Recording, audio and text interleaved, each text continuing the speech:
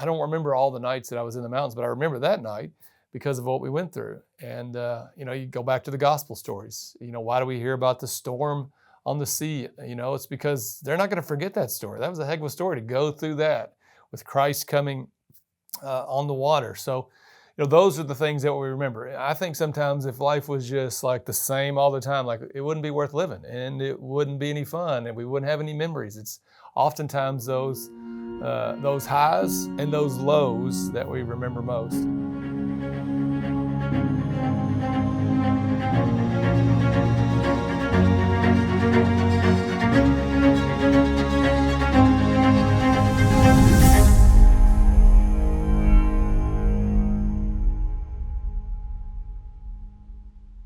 Well, hello, everybody. Father Ryan, pastor at St. Joe, with Father Chris Kite, our associate pastor, parochial vicar. First, we're in some new digs here. Obviously, we've been in our new office now for a couple of months. We thought we'd call it the DeVries Pastoral Center. It's kind of a long name, and so a lot of people probably don't use that name. They just call it the new office, which is probably what it'll be called. But officially, it's the DeVries, named after our founding pastor, Father Joseph DeVries. And so a lot of stuff goes on in this building other than just stuff that our office staff does. Obviously, we have classrooms here, which we've had Vacation Bible School here, which went very well. We'll have our Faith Formation and RCIA and potentially the Chesterton School, as we've talked about in the past. So this building is going to be used for a lot of different things. Been some meetings held here. Today we are in the library, and as you can tell in the background, we have a few books. We haven't quite filled up our bookshelves, but this is kind of going to be where we will, it'll be our home for our podcast, our Theology Thursday, for a while now. So yeah, this is it. So Father Ryan, I've known you pretty much your whole priesthood, going back to when I was a lot younger. And that one thing that's been consistent ever since I've known you is your big trip every fall. And we're recording this, I guess, the beginning of August. And I guess that time's coming up. So are you excited? Yeah, we talked about that. I think I maybe mentioned it in the last podcast that I might do something on elk hunting. People sometimes ask me, would you be interested in doing something about elk hunting? And I always just laugh and say, no, nobody cares about elk hunting. And generally speaking, that's true. But yeah, it's about a month away. I've mentioned to the parish that I got really, really lucky this year and drew 2 elk tags. One in Utah, which I had a 3% chance of drawing, and drew that. So I was one of 8 out of about 300 that was able to draw this random tag in Utah. So pretty pumped up about that, pretty excited. The season there runs from August 16th to September 16th. So I'll be leaving, at the end of August to head to Utah. And then I also drew a tag in Wyoming. It was about a 1 in 3 odds of drawing that tag. So I drew that tag as well. Their season's a little bit different. It runs basically the whole month of September. So as soon as I get done in Utah, I will be driving to Wyoming, and I'll be hunting elk in Wyoming. So, this time of year, it's always difficult to focus on pretty much anything because always in the back of my mind, I'm always thinking, okay, what do I got to do to get ready, prepared for elk season? So yeah, that's kind of where my headspace is right now. So you'll be gone most of the month? I will be gone. I've got scheduled to be gone the whole month of September. It sounds like a lot, but you kind of got to block that amount of time off because, again, you have to hunt, 2 weeks in Utah, and then you have not quite 2 weeks left to hunt in Wyoming. Now, there's always the possibility that, let's say you harvest an elk in Utah, you go to Wyoming, and it doesn't take very long. Maybe you harvest another one. So there's always the potential to come back early. But yes, I have it blocked to hunt the entire month of September. Well, feel free to take your time.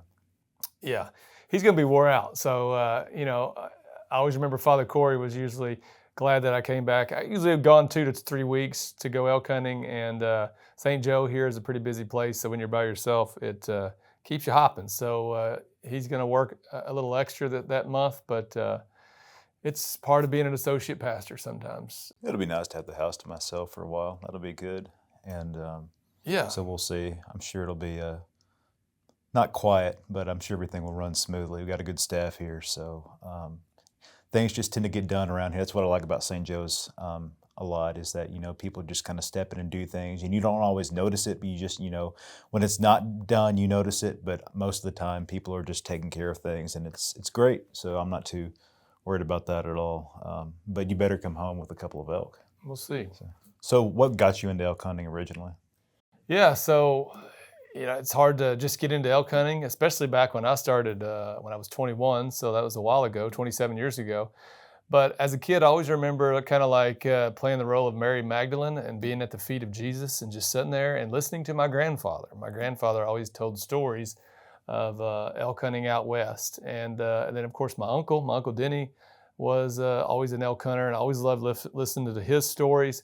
So it was just one of those things you always just, it was like a dream to be able to do that. And I finally got old enough to go, and I remember this, I was 21 years old, in college at Western Kentucky University, and I'd called my Uncle Denny and said, hey, they were all going, and I said, is there any way I could go with you guys and just hunt with a bow and arrow, because they were going to go hunting with muzzle loaders.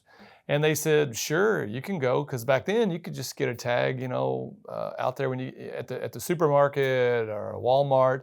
And of course, being a college student, I was pretty broke, but I had a three-wheeler, and so I actually sold my my three-wheeler for $800, and took that $800 and bought my tag, gas, food, all the things that I needed to go elk hunting. So at 21, I took a week off from college and went out there in September and hunted with my great uncle and my cousins and my Uncle Denny. And it was one of those things when you do it, you're like, I'm going to do this every single year for the rest of my life, as long as I can physically do it.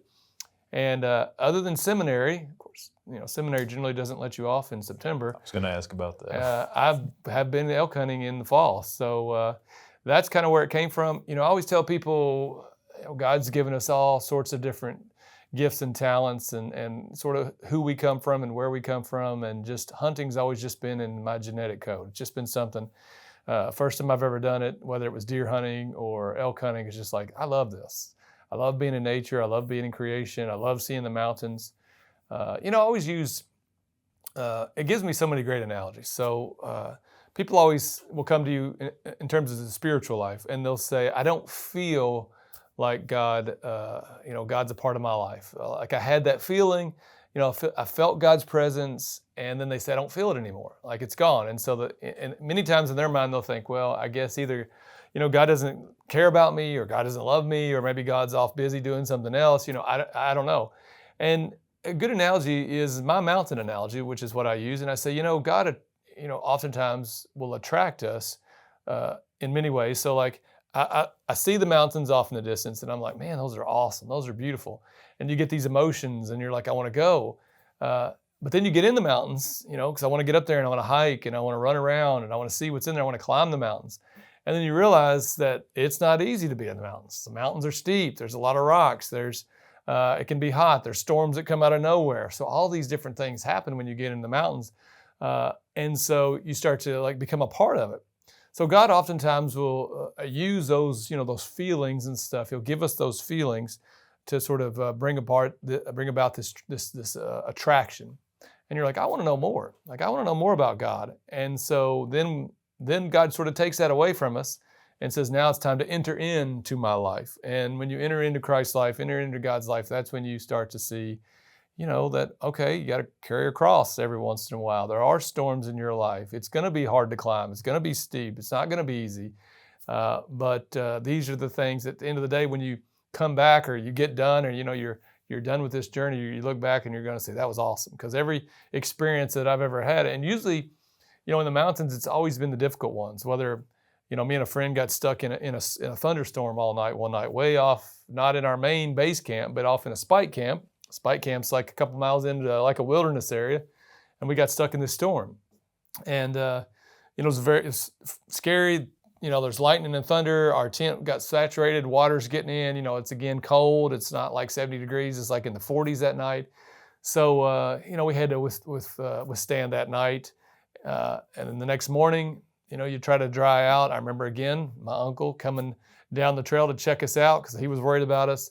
And, but I remember that. Like, I don't remember all the nights that I was in the mountains, but I remember that night because of what we went through. And, you go back to the gospel stories. Why do we hear about the storm on the sea? It's because they're not going to forget that story. That was a heck of a story to go through that with Christ coming on the water. So, those are the things that we remember. I think sometimes if life was just like the same all the time, like it wouldn't be worth living and it wouldn't be any fun and we wouldn't have any memories. It's oftentimes those highs and those lows that we remember most. And, there's nothing that helps us with highs and lows more than I think hunting in the mountains and stuff like that. So that's part of, what I've learned in my years of elk hunting, again, that initial attraction to it.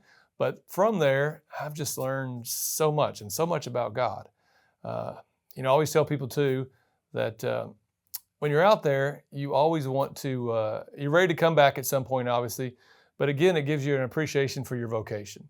I'm sure, how does this relate to people's lives? Well, you go on vacation and you do different things. And maybe if you're a husband and you go out west and you go elk hunting and you're away from your family for a few weeks, what do?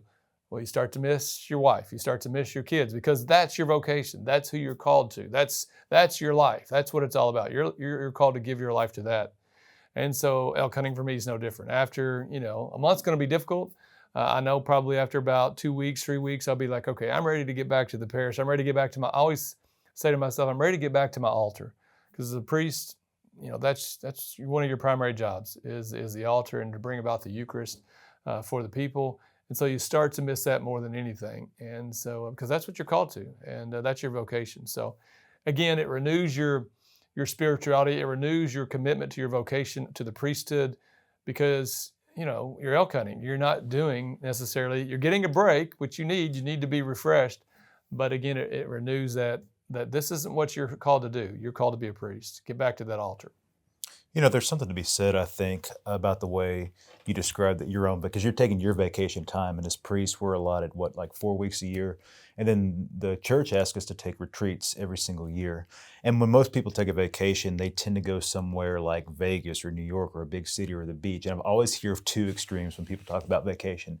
They've either got it detailed down to the very last minute. We're going to go here, we're going to go there, we're going to visit this spot, and it'll be great. But then it's more tiring than anything, and you're missing the whole point.